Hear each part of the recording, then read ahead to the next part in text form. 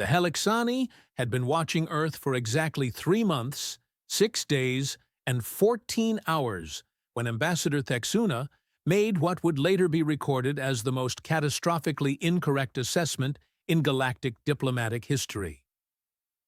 "Honored Council," Thexuna announced, his crystalline vocal cords resonating through the vast chamber of the Galactic Assembly. "I present to you the most adorable species we have ever encountered." The holographic displays flickered to life, showing grainy surveillance footage from the hidden observation posts scattered around Earth's major population centers.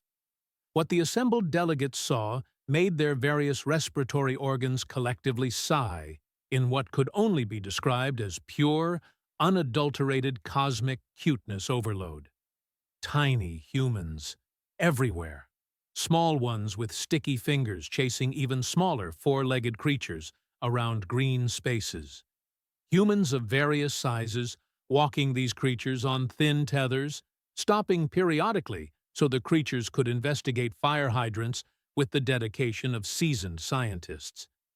The coup de grace, footage of a particularly small human attempting to ride one of the four-legged beings like some sort of miniature cavalry unit. "As you can observe," Thexuna continued, gesturing toward the displays with obvious pride in his research, "the dominant species of this planet appears to have formed an unprecedented symbiotic relationship with these smaller creatures they refer to as dogs." He pronounced the word carefully, as if it might explode if mispronounced. "Our linguistic analysis suggests these dogs hold an almost sacred position in their society." A low murmur of appreciation rippled through the assembly. The Corvan delegate leaned forward with interest, their tentacles practically quivering with excitement. "And these dogs, they pose no threat?" Thexuna's laugh was the equivalent of cosmic music, all chimes and crystalline harmonics. "Threat? Honored colleague, observe." The display shifted to show a golden retriever attempting to catch its own tail, spinning in circles until it collapsed in a dizzy heap.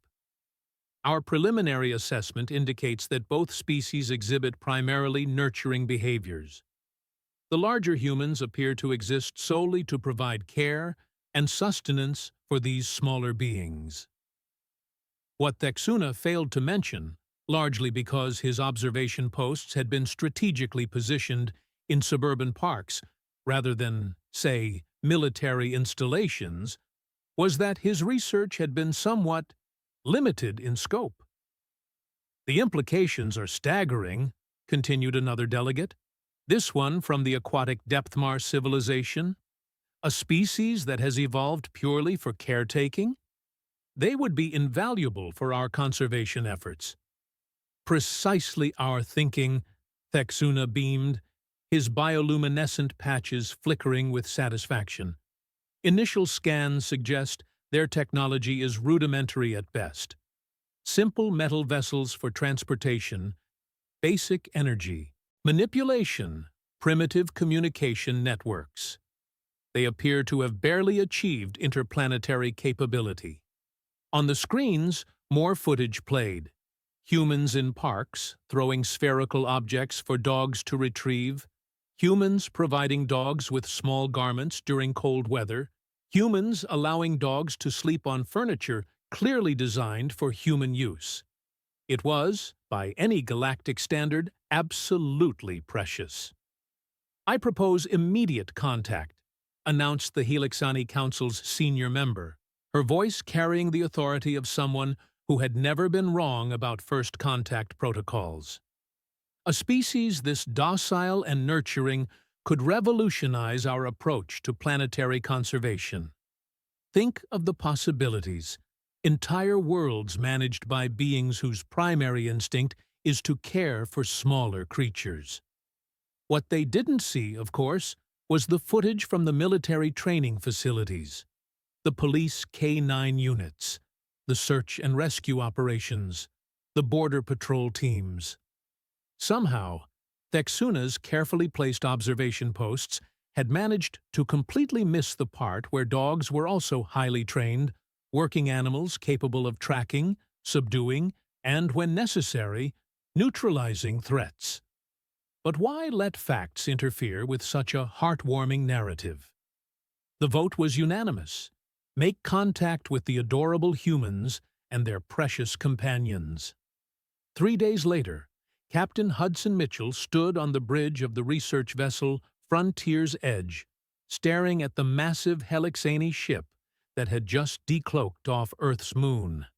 The alien vessel was beautiful in an intimidating way, all flowing curves and crystalline structures that caught and reflected light like some enormous space-borne jewelry. "Well," Hudson muttered to his chief engineer, Kate Morrison, who was running every scan she could think of on their unexpected visitors, "this is either going to be really good or really, really bad." Kate looked up from her console, brushing a strand of red hair from her eyes. "Their technology is impressive. Energy signatures I've never seen before. Materials that don't match anything in our databases. But Hudson—" She paused, frowning at her readings. "They're not scanning us nearly as thoroughly as they should be." "Meaning?" "Meaning either they already know everything about us, or—" Kate's frown deepened. "Or they think they do." Hudson's communications officer, Hector Rodriguez, looked up from his station with barely contained excitement. "Captain, we're receiving a transmission. Audio and visual." On screen. The main display flickered, and suddenly they were looking at what could only be described as a living crystal formation that had somehow achieved consciousness and decided to take up diplomacy. Thexuna's form shifted and flowed as he spoke, his voice carrying harmonics that made the bridge speakers sound like they were singing. "Greetings, beings of Earth," Thexuna announced with what appeared to be tremendous enthusiasm. "We are the Helixani, representatives of the Galactic Council. We come in peace and friendship, drawn by reports of your remarkable species and your companions." Hudson glanced at Kate, who shrugged. "Companions?" "We are honored by your peaceful intentions," Hudson replied carefully.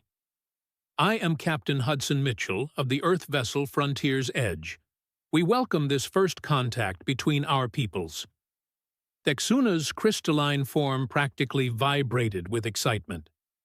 "Captain Mitchell, we would be delighted to invite you and a small delegation aboard our vessel, the Eternal Harmony, for formal diplomatic discussions.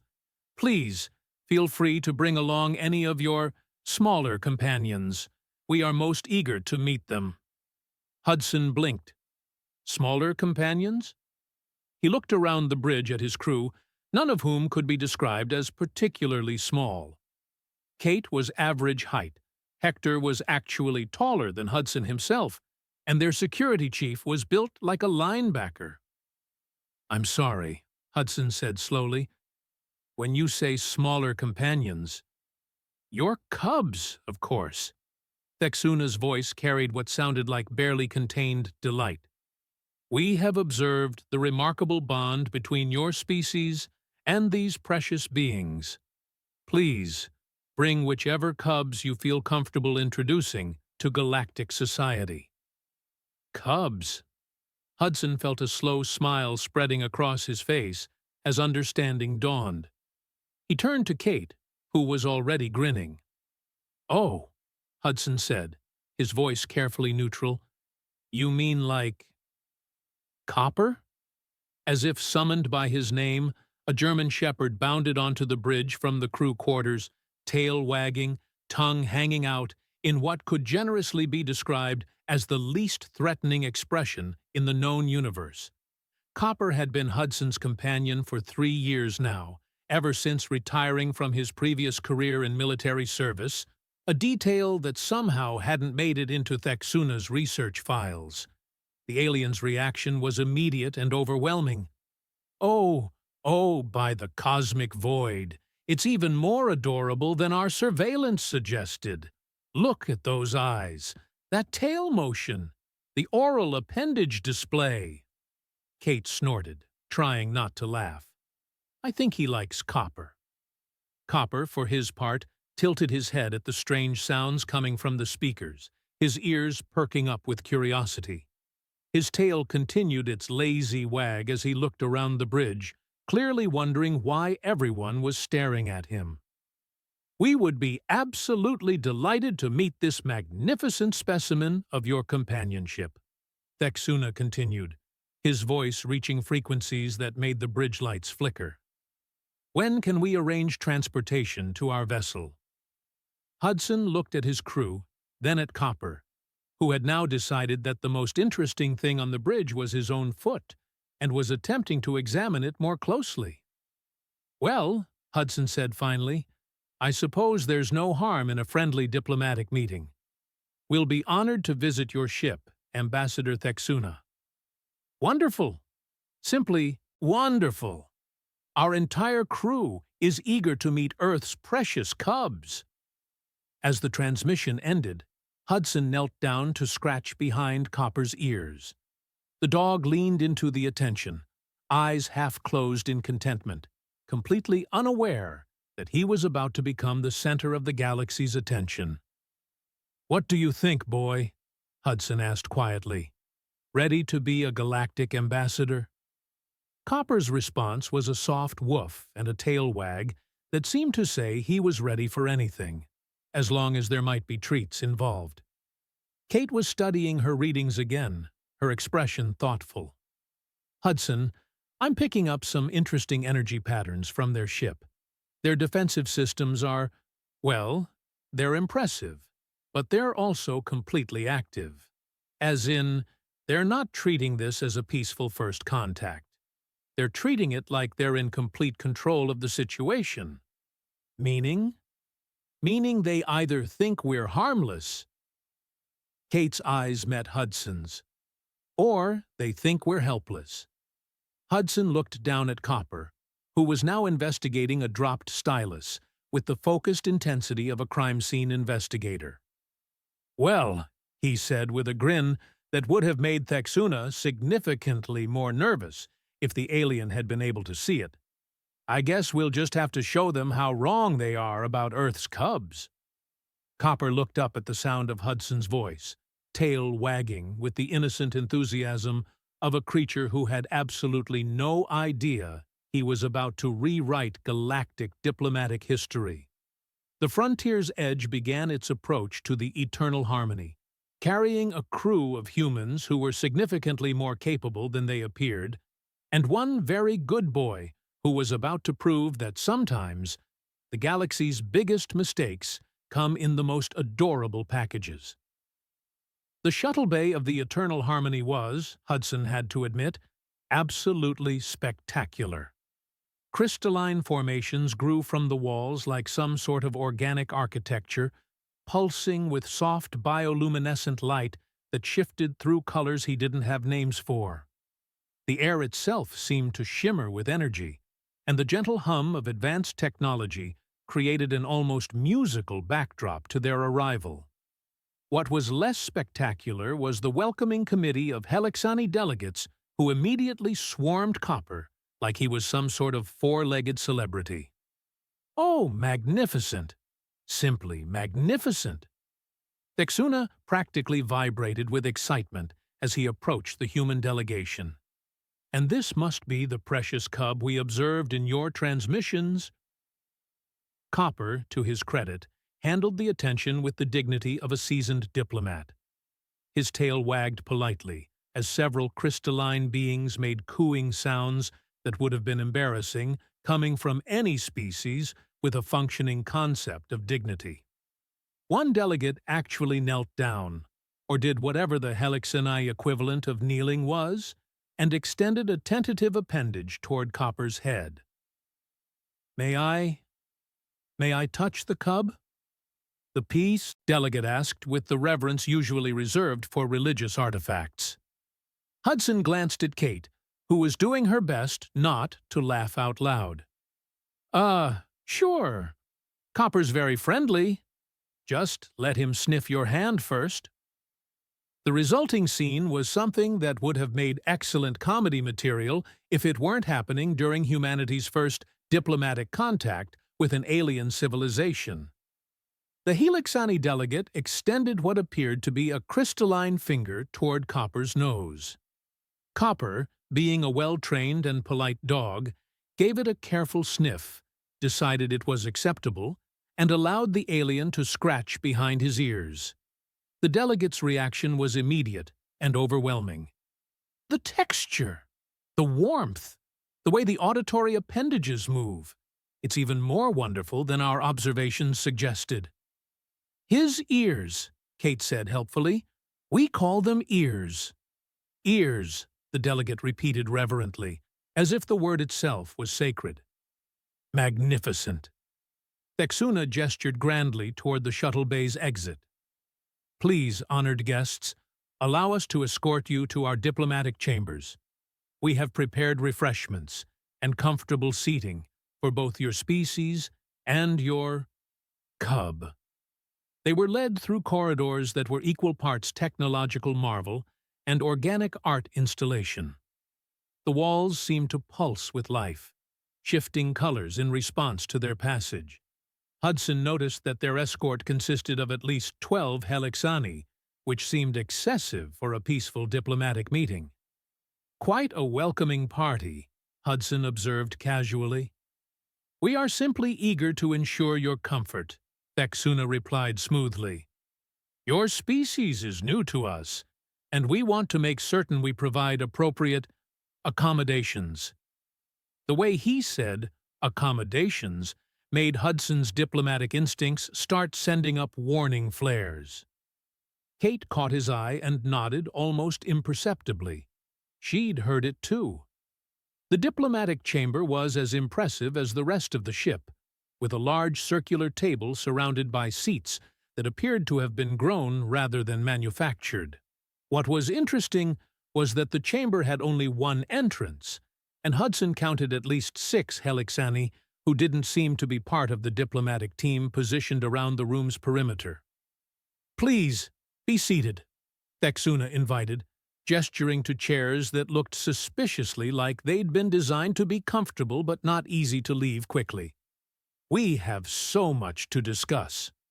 Copper, meanwhile, had decided that the most fascinating thing in the room was the gentle humming sound coming from what appeared to be the ship's power systems. His head tilted as he listened, ears perked with the focused attention of a creature whose ancestors had been selected for their ability to detect threats by sound alone. "Now then," Thexuna began once everyone was seated, "let us discuss the future relationship between the Helixani and your delightful species. We have been observing your world for some time, and we are impressed by your nurturing capabilities." "Nurturing capabilities?" Hector repeated, leaning forward with interest. "Indeed. Your species appears to have evolved specifically for the care and maintenance of smaller beings. It's quite remarkable, really. We have never encountered a civilization whose primary purpose seems to be custodial in nature." Hudson felt his smile become a bit more fixed. "I'm sorry, custodial?" "Oh, yes," another delegate chimed in enthusiastically. "Your entire society appears to be built around providing care for these adorable cubs. The dedication is inspiring. The way you provide them with shelter, nutrition, exercise, even clothing during inclement weather. It suggests a level of selfless devotion that we find most admirable." Kate's engineering brain was starting to put pieces together, and she didn't like the picture they were forming. "And you think this makes us what, exactly?" Thexuna's crystalline form shifted, in what might have been the alien equivalent of leaning forward conspiratorially. "We believe your species would be perfect for our conservation efforts throughout the galaxy. There are so many worlds, So many precious ecosystems that require careful tending. Species like yours, with such natural caretaking instincts, could help us preserve biodiversity across countless systems. The room went very quiet. Even Copper seemed to sense the shift in atmosphere, his ears swiveling as he assessed the suddenly tense humans around him.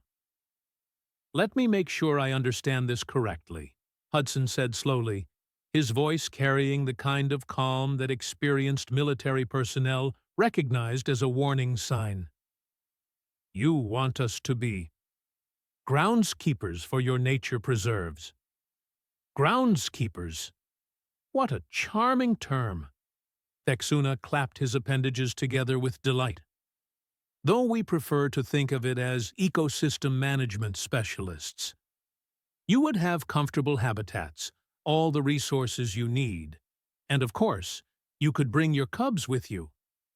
Think of it as a mutually beneficial arrangement. We provide you with beautiful worlds to tend, and you provide us with your natural caretaking abilities. Kate was staring at the Helixani with the kind of expression usually reserved for people who had just suggested that gravity was optional. "You think we're a servant species?" "Servant? Oh, no, no, no." Thexuna waved his appendages dismissively. "Partners. Junior partners, perhaps, but partners nonetheless. Your species would have a vital role to play in galactic civilization." "As groundskeepers," Hudson repeated. "As beloved caretakers of precious worlds," Thexuna corrected, with the enthusiasm of someone who genuinely believed he was offering the deal of a lifetime. Hector looked around the room, taking in the positioning of the non-diplomatic Helixani. "And if we're not interested in this partnership?" The temperature in the room seemed to drop several degrees. Thexuna's form shifted subtly, and his voice took on what might have been a note of disappointment. "Oh, but surely you would be interested. Your species is so perfectly suited for this role. And your cubs. Think of how happy they would be in our managed environments, with plenty of space to run and play." "Managed environments," Kate said flatly. "You mean zoos?" "Preserve worlds," Thexuna corrected firmly. "Beautiful, carefully maintained worlds where your species can thrive while contributing to the greater galactic good." Copper chose that moment to stand up and wander over to investigate one of the room's wall panels. His nose twitched as he examined what appeared to be some sort of control interface, and his tail stopped wagging as his posture shifted into something more alert. Hudson noticed the change immediately. Copper had gone from friendly, curious dog to focused, working animal in the space of a heartbeat. Whatever the dog was detecting, it wasn't good. "I think there's been a fundamental misunderstanding here," Hudson said, rising from his chair. "We appreciate your offer, but humanity isn't interested in being anyone's caretaking species. We prefer to manage our own affairs." The Helixani delegates exchanged what might have been glances, though with their crystalline physiology it was hard to tell. Thexuna's form shifted again, this time taking on a more angular, less welcoming configuration. "Captain Mitchell," Thexuna said, his voice losing much of its earlier warmth, "I fear you may not fully understand the realities of galactic civilization. Your species has barely achieved interplanetary flight. Your technology is primitive by galactic standards. Your weapons are crude, your defenses minimal. You are, quite simply, not equipped to exist as an independent species in the greater galaxy. Whereas," another delegate added, "as our partners in conservation efforts, you would have the protection and guidance of established galactic powers. It really is the most sensible arrangement." Kate was on her feet now, too, her hand resting casually on the multi-tool at her belt, a multi-tool that included several features the Helixani had failed to scan properly. And if we refuse this sensible arrangement? Texuna's sigh was like wind chimes in a hurricane. Then I fear we would be forced to implement protective measures. For your own good, you understand.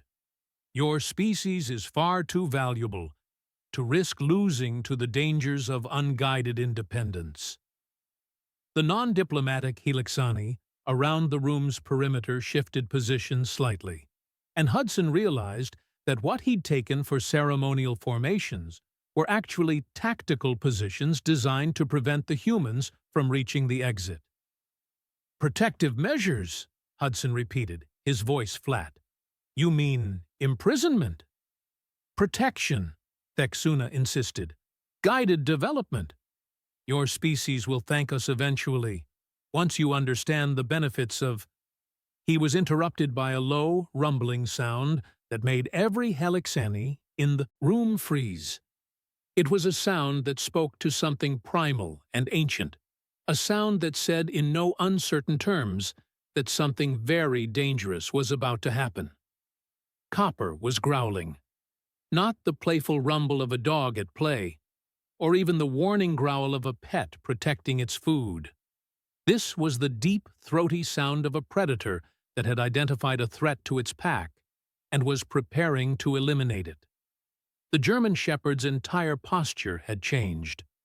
Gone was the friendly, tail-wagging ambassador of Earth's adorable cubs. In his place stood 90 pounds of trained military working dog, bred from wolves and conditioned to neutralize threats with extreme prejudice. His lips were pulled back to show impressive canine teeth. His ears were forward and alert. His hackles were raised, and his eyes held the focused intensity of a creature that had been genetically engineered by thousands of years of selective breeding to be very, very good at protecting his pack. "Oh," Hudson said, with a smile that was far more predatory than anything Copper was displaying. "I don't think you understand what you're dealing with here." The Helixani stared in confusion at the transformation of their precious, adorable Earth cub into something that looked like it had crawled out of their species' primordial nightmares. "That," Kate added helpfully, "is not a pet. That's a working dog, military trained. And Captain, I think he's detected something in the walls that we should probably be concerned about." Copper's growl deepened, and he took a step toward the nearest wall panel, his nose twitching as he tracked whatever scent or sound had triggered his protective instincts. Texuna looked between the now thoroughly alarming dog and the humans who were no longer behaving like docile caretakers. That is, surely your cub is simply excited?" "Oh," Hudson said, settling into the relaxed combat stance that had served him well during his own military career. "Copper's excited, all right. The question is, what exactly has he found that's got him so worked up?" As if in response to Hudson's question, Copper pressed his nose against a wall panel and whined. The sound a military working dog makes when it has successfully located exactly what it was trained to find. In this case, what Copper had found was the concealed weapons array that the Helixani had installed in their diplomatic chamber, just in case their guests proved uncooperative. The really unfortunate thing, from the Helixani perspective, was that Copper had been trained to do more than just detect threats.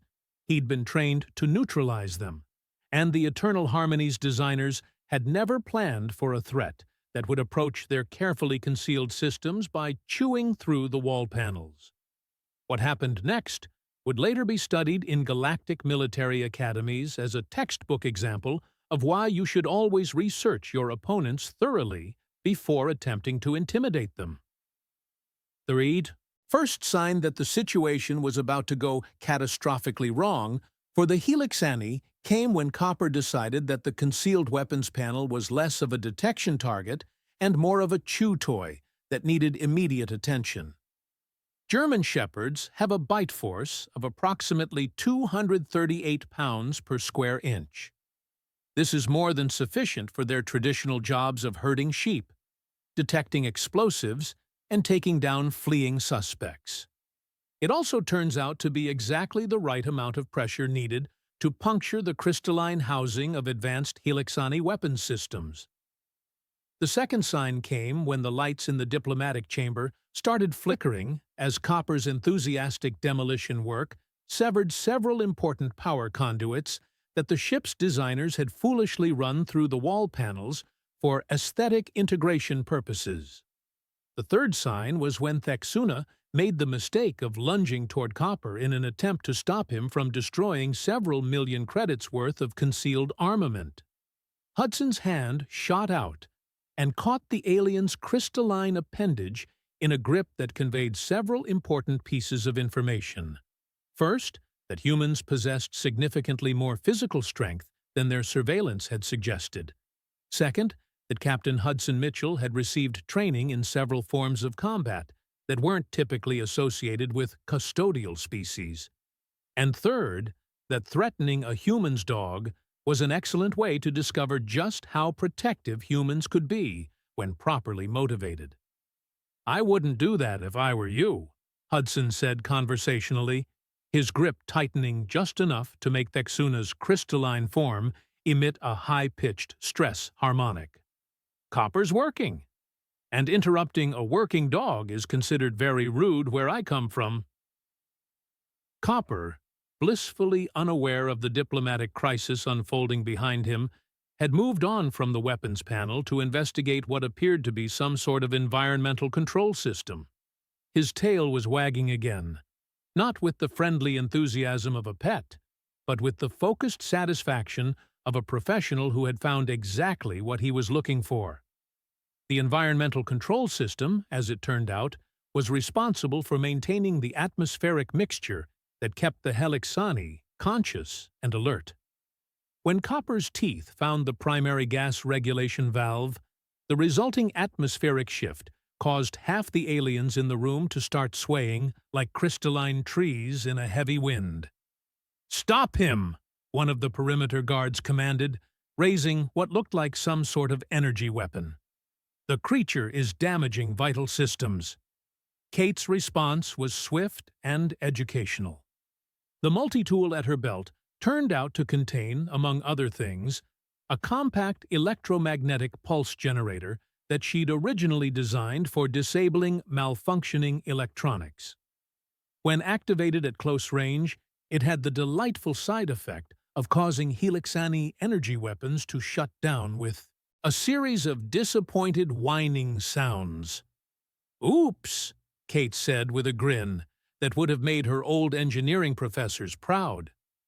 "Did I forget to mention that human technology includes effective countermeasures for directed energy systems? My mistake." Hector, meanwhile, had been taking full advantage of the chaos to examine the room's communication systems. His background in communications had given him an excellent understanding of how to identify and disable various forms of electronic surveillance, and the Helixani had been recording everything for what they'd assumed would be a routine subjugation of a primitive species. "Hudson," Hector called out cheerfully as he systematically destroyed several recording devices, "I think you should know that they've been broadcasting this entire conversation to their command structure. The good news is they're not anymore. The bad news is that means they were planning to use our agreement as propaganda for other species they want to help." Copper had now moved on to what appeared to be the room's primary structural support system. The Helixani ship designers, in their infinite wisdom, had decided to integrate their power distribution, environmental controls, and structural integrity systems into a single aesthetically pleasing network that ran through the walls of every major room.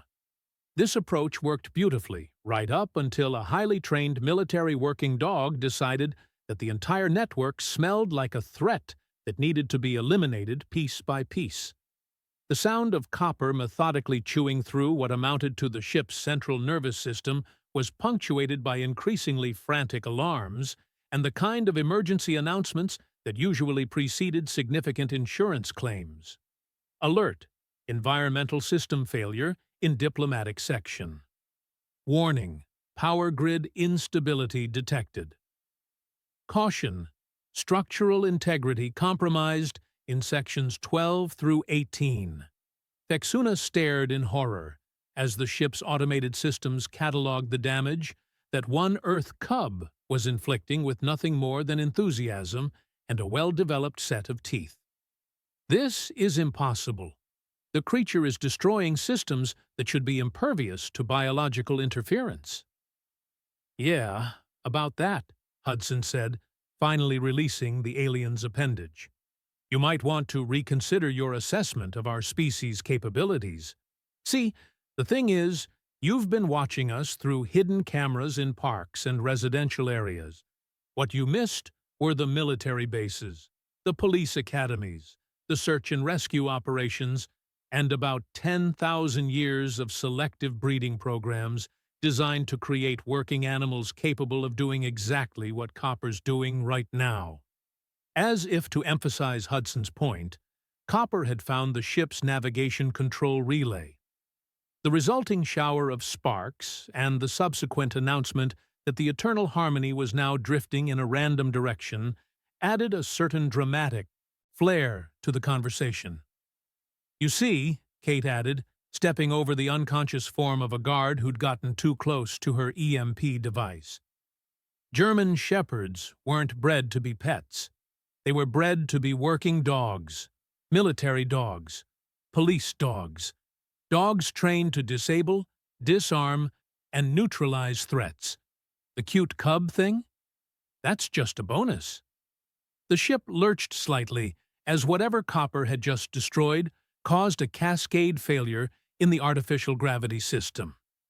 Several Helixani delegates found themselves floating gently toward the ceiling, their crystalline forms chiming like wind instruments as they bumped into each other. Alert: gravity generator offline. Backup systems failing. Warning: life support operating at 30% capacity. Caution: recommend immediate evacuation of all non-essential personnel. Texuna's voice had risen to a pitch that made the remaining functional electronics in the room emit sympathetic harmonics. Make it stop. Command the creature to cease its activities. Hudson looked over at Copper, who had now located what appeared to be the ship's main computer core and was approaching it with the focused intensity of a dog who'd just found the universe's most interesting stick. Copper's not a creature, Ambassador. He's a working dog. And right now, he's working to neutralize what he perceives as a threat to his pack. His pack? Texuna's form was flickering between colors in what appeared to be the Helixani equivalent of a panic attack. Us, Kate explained helpfully. Humans and dogs form pack bonds. When you threatened us, you activated every protective instinct that 40,000 years of evolution and selective breeding could produce. Copper's not destroying your ship because he's a pet having a tantrum. He's doing it because he's a soldier protecting his unit. The ship's computer core, it turned out, was protected by what the Helixani considered an impenetrable crystalline barrier designed to withstand energy weapons, kinetic projectiles, and various forms of technological warfare. What it was not designed to withstand was a determined German shepherd who decided that the barrier was between him and a threat to his humans. The sound of Copper's teeth meeting crystalline shielding was like a symphony of destruction, each bite sending cracks, spider webbing through materials that had never been tested against biological warfare of the four-legged variety. Alert: Central Processing Unit breach detected. Warning: all navigation, communication, and defensive systems offline. Caution: ship integrity at critical levels. Recommend immediate. The announcement cut off mid-sentence as Copper finally breached the computer core's defenses and began enthusiastically investigating the fascinating array of blinking components inside. The resulting cascade failure was, from an engineering perspective, absolutely spectacular. Every system on the ship that depended on the central computer, which was to, say, every system on the ship, began shutting down in a carefully choreographed sequence that would have been beautiful if it hadn't represented the complete neutralization of one of the galaxy's most advanced warships. Hudson watched the light show with professional appreciation. You know, in hindsight, you probably should have done more research before deciding to threaten a species that domesticated wolves and turned them into working partners. The emergency lighting kicked in, bathing the room in a red glow that made Copper's wagging tail cast dancing shadows on the walls. The dog had moved on from the computer core and was now investigating what appeared to be some sort of backup power system, his tail indicating that he was having the time of his life. "This is—" Thexuna's voice had dropped to a whisper of horrified awe. "This is a single small creature. How is this possible?" "Well," Hector said, checking his chronometer, "technically, Copper's not that small. He's about average size for his breed. And you should see what a pack of working dogs can do when they're properly coordinated." Kate was examining the room's various destroyed systems with the enthusiasm of an engineer who'd just discovered a new and fascinating way that things could break. "Hudson, I'm reading cascade failures throughout the entire ship. Copper hasn't just damaged local systems. He's managed to trigger automatic shutdowns in every major operational network they have." "How is that possible?" Thexuna demanded. "Integration," Kate replied cheerfully. "Your people designed this ship with every system connected to every other system for maximum efficiency. It's actually quite elegant from an engineering standpoint, right up until someone introduces a single point of failure that propagates through the entire network." She gestured toward Copper, who had now found the backup power system's primary coupling and was giving it the kind of attention usually reserved for particularly interesting tennis balls. One very good boy, with a very strong bite force, applied to the right structural weak points, and your entire ship becomes a very expensive piece of space debris. The backup power system succumbed to Copper's investigation with a sound like a crystalline instrument being played by someone who'd never heard music before. The ship lurched again as the artificial gravity flickered on and off, and several more alarms began competing for attention in what was rapidly becoming a symphony of mechanical distress. "Alert! All power systems offline. Warning! Life support failure imminent. Caution! Hull integrity compromised, structural collapse probable." Thexuna stared at the humans, then at Copper, then back at the humans. His crystalline form had shifted to colors that Hudson was pretty sure indicated either terror or extreme confusion. Possibly both. Your cub has disabled our entire ship," he whispered. "Yep," Hudson confirmed. "And he's not even breathing hard. German shepherds have excellent endurance. He could probably keep this up for hours." Copper looked up from his latest conquest, what had once been the ship's primary sensor array, and tilted his head at Hudson with an expression that seemed to ask if he was doing a good job. His tail wagged harder when Hudson gave him an approving nod. "Good boy, Copper," Hudson said warmly. "Very good boy." The praise made Copper's tail wag even more enthusiastically as he returned his attention to the fascinating collection of breakable things that surrounded them. From his perspective, this was turning out to be the best day ever. From the Helixani perspective, it was rapidly becoming clear that their assessment of Earth's species had been somewhat incomplete. The silence that followed the final shutdown of the Eternal Harmony's systems was broken only by the sound of Copper's panting and the gentle creaking of a multi-billion-credit warship settling into the uncomfortable realization that it was now, technically speaking, a very large paperweight. Hudson looked around the darkened diplomatic chamber, illuminated only by emergency lighting that flickered weakly from backup systems that Copper hadn't yet discovered. The Helix Ani delegates floated in various states of shock, their crystalline forms dim and subdued. "So," Hudson said conversationally, "I believe we were discussing terms of partnership?"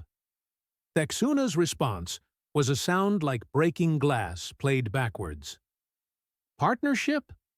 Your cub has destroyed our ship." "Actually," Kate interjected, consulting a handheld device that was somehow still functioning despite the electromagnetic chaos around them, "Copper's been very surgical about this. All the damage is to systems that can be repaired. He's disabled your weapons, navigation, and communications, but he hasn't touched life support beyond what was necessary to get your attention. That's actually pretty impressive field tactics for a dog." Copper wagged his tail at the praise and settled down next to Hudson's feet, tongue lolling out in satisfaction. His work here was clearly done. Hector, who had been examining one of the defunct communication panels, looked up with interest. "Hudson, I'm picking up incoming transmissions from what looks like the rest of their fleet. Apparently, the Eternal Harmony's sudden loss of communication has attracted some attention." "How much attention?" Hudson asked. "The kind that involves 3 more ships decloaking and demanding to know why their flagship just went dark during a routine first contact mission," Hector replied cheerfully. Thexuna's form brightened slightly. Apparently hope was a universal emotion. "Yes! Our fleet will rescue us! They will—" "They will what?" Hudson interrupted. "Destroy their own flagship with their ambassador and diplomatic staff aboard? Attack a human vessel during what's supposed to be a peaceful first contact? Start an interstellar war because their advanced civilization was outsmarted by a dog?" The alien's light dimmed again as the implications sank in. Kate was grinning as she monitored her instruments. "Oh, this is even better. Hudson, I'm reading massive power fluctuations from the other ships. They're trying to scan us, but Copper's demolition work has apparently created some sort of electromagnetic interference pattern that's making their sensors go haywire." "Meaning?" "Meaning they can't tell what happened here, they can't get clear readings on our capabilities, and they're probably having some very uncomfortable conversations about how a single human ship managed to neutralize their most advanced vessel," Kate explained with obvious delight. Hudson activated his own communicator, which had been hardened against exactly the sort of electromagnetic disruption that Copper had inadvertently created.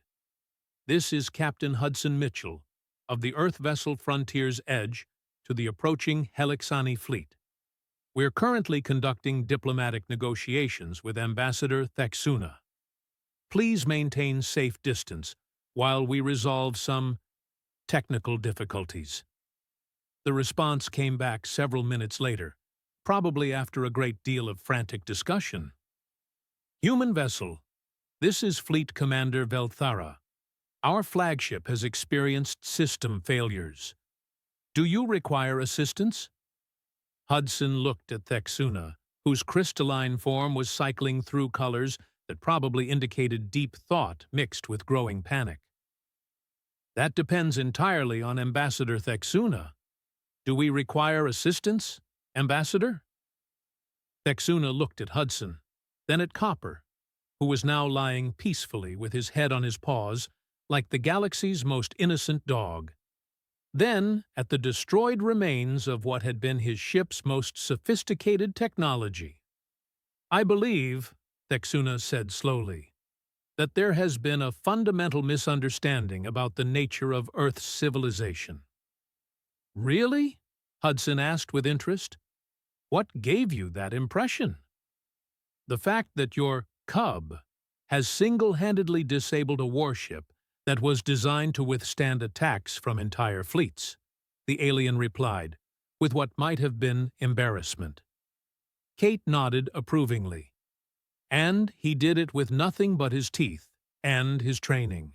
No weapons, no technology, just good old-fashioned biological engineering courtesy of 40,000 years of selective breeding." "We may have," Thexuna continued with visible reluctance, "underestimated your species' capabilities." "Just a bit," Hudson agreed. "The question now is, what do we do about it?" Thexuna was quiet for a long moment, his form shifting through colors that Hudson was beginning to recognize as deep consideration. Finally, he spoke. "I believe the Galactic Council needs to reassess its entire approach to Earth's civilization. Clearly, any species capable of creating companions like copper possesses capabilities that we failed to recognize." "Companions and partners," Hudson corrected. "Humans don't keep pets, Ambassador. We form partnerships with other species. Mutual respect, mutual benefit, mutual protection. Copper didn't defend us because he's our property. He defended us because we're his pack." The alien's form brightened with what might have been understanding. "And any civilization that can form such partnerships probably isn't interested in being anyone's junior partner," Kate finished. "We prefer arrangements between equals." Hudson opened his communicator again. "Fleet Commander Velthara, this is Captain Mitchell. Ambassador Thexuna and I have reached an understanding. I believe we can resolve the technical difficulties and proceed with productive negotiations." "What sort of understanding?" came the cautious reply. Hudson looked at Thexuna, who managed what might have been a nod. "The kind where everyone recognizes that Earth's civilization brings valuable capabilities to any partnership. The kind where mutual respect leads to mutual benefit. The kind where nobody tries to put anyone else in a zoo." There was a much longer pause before the fleet commander responded. "We look forward to these new negotiations, Captain Mitchell." Hudson knelt down and scratched behind Copper's ears, earning a contented sigh from the dog who had just rewritten galactic diplomacy. "Good boy, Copper. Very good boy." 6 months later, the first joint human Helixani research station was established on the edge of the galactic frontier. The station's security chief was a German shepherd named Copper, whose job description officially listed him as Threat Assessment and Systems Evaluation Specialist. Unofficially, everyone knew him as the dog who'd taught the galaxy that Earth's cubs weren't cute toys to be cooed over. They were highly trained partners who'd evolved alongside humanity for one simple purpose: to protect their pack against any threat, no matter how big, how advanced, or how crystalline it happened to be. And if that threat happened to be a supposedly impregnable warship, well, that just made the job more interesting.